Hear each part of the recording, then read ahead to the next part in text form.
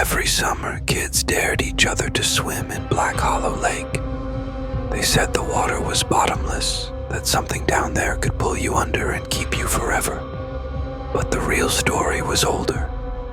Older than the town. Older than the lake itself.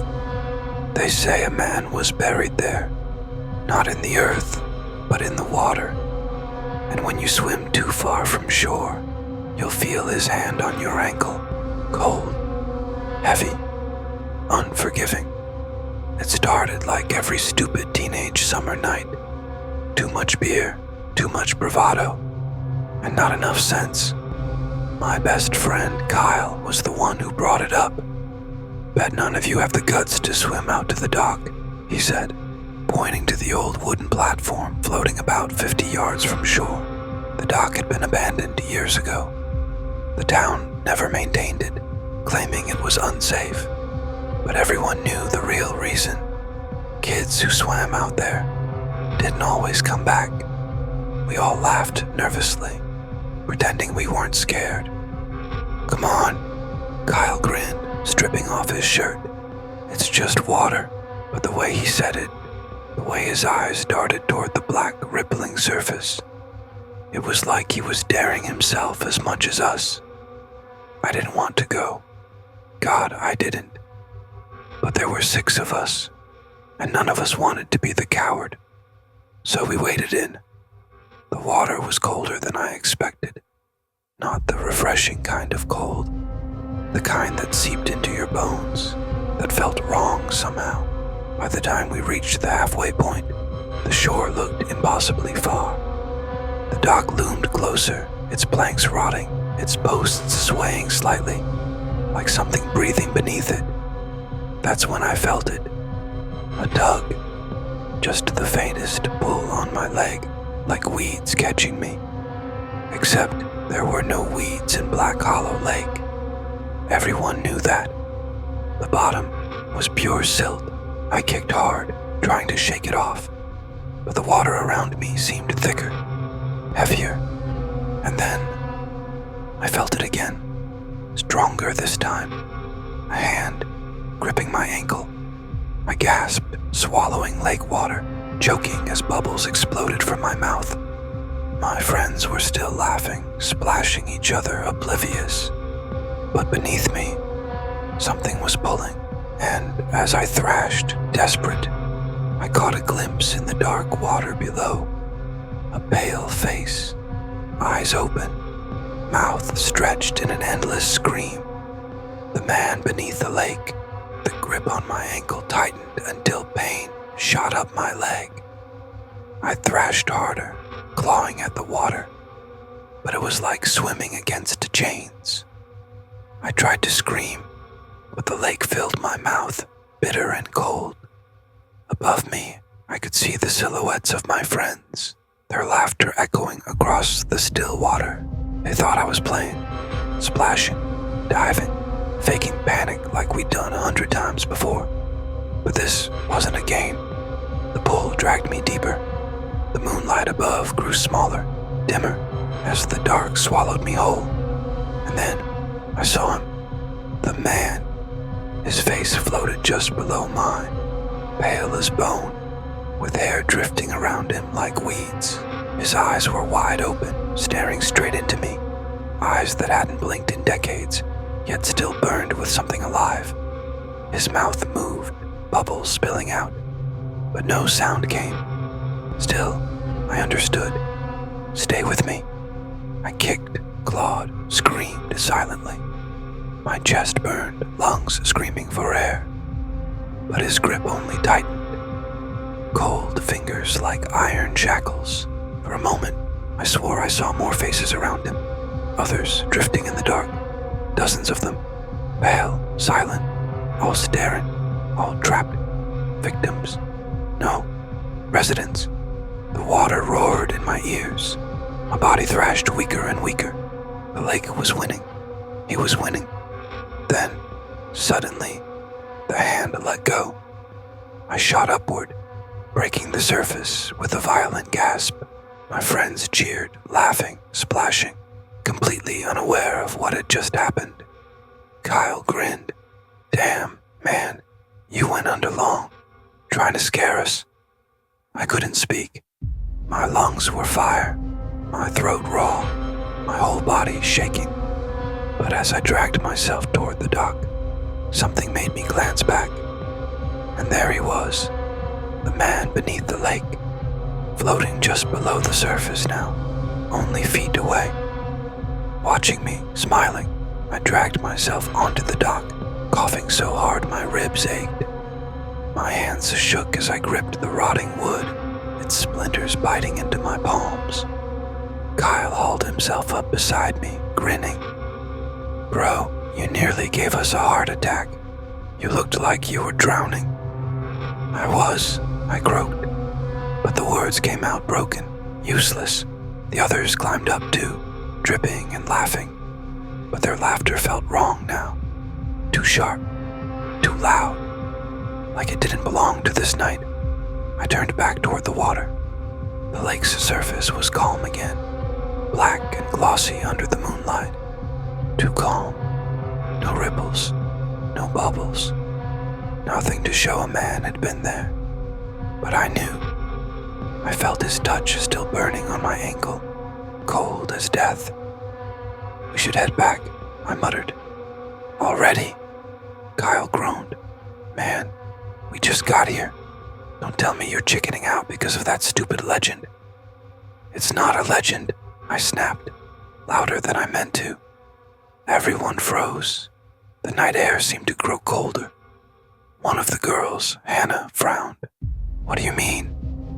I opened my mouth, then stopped, because that's when I heard it. A splash. Soft, deliberate. We all turned. The water rippled near the edge of the dock, though nothing had touched it. Then, another splash. Closer. The dock swayed gently, wood creaking beneath us, as if something massive moved underneath. Guys, one of the others whispered, and that's when Kyle screamed. We spun around. He was staring at his arm, clawing at it. The skin was wet. Not lake water wet, but dripping, as if something still clung to him. Long, black finger marks wrapped around his wrist, bruises blooming beneath the skin.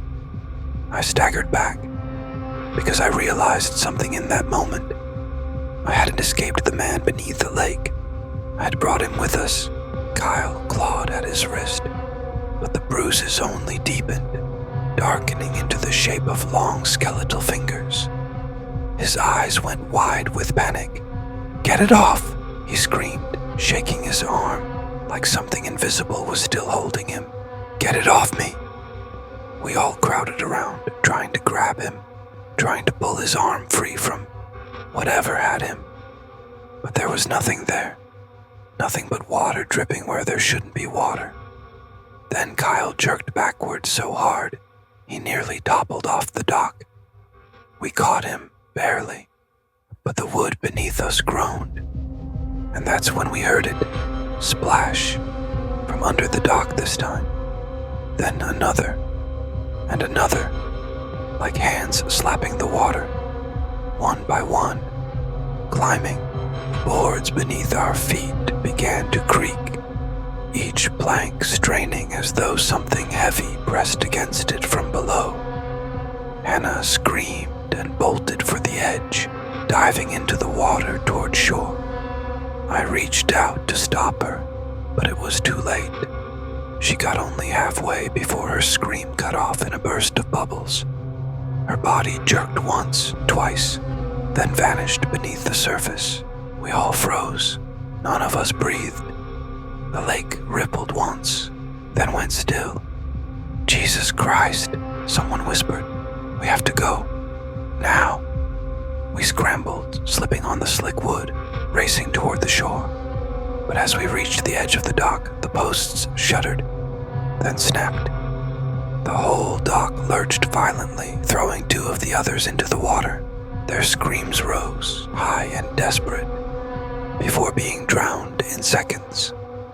Kyle and I made it to the shore, crawling onto the mud like rats escaping a sinking ship.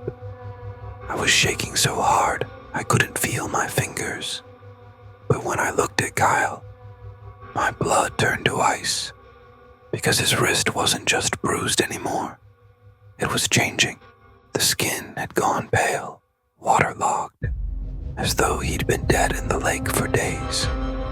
His veins were dark, bloated, spreading up his arm.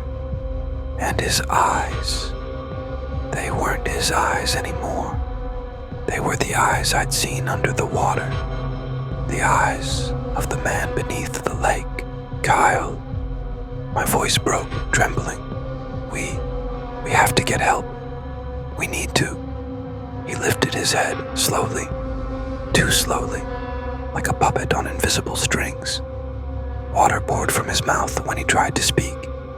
His lips moved, but the sound that came out wasn't his. It was the same voice I'd heard in the deep, a voice that didn't belong to anything living. Stay with me. I stumbled back, my shoes sinking into the muddy shore.